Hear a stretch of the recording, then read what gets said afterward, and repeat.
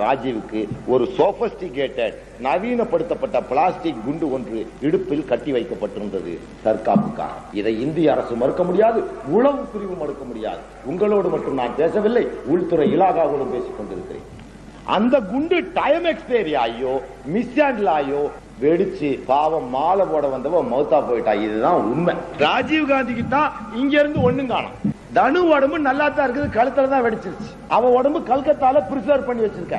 ராஜீவ் காந்தி பாடியும் நீ பிரிசர்வ் பண்ணிருந்தீனா தான் இந்த வழக்கை நிரூபிக்க முடியும். அதுக்குள்ள நம்மள ஈழ புலிகள் வந்தா இடுப்புல குண்ட கட்டினா குனிஞ்சா சுவிட்ச போட்டா டம்முன்னு வெடிச்சுச்சாமா. எவன்டா பாத்தீங்க? அவன் அவசர அவசரமா எரிச்சதே அவன் தான் கொலையாளி என்பதை மறைப்பதற்காக போலீசும் காவல்துறையும் உள்துறையிலாகவும் புலனாய்வுத்துறையும் சேர்ந்து சதி செய்து பிணத்தை எரித்து விட்டார்கள்.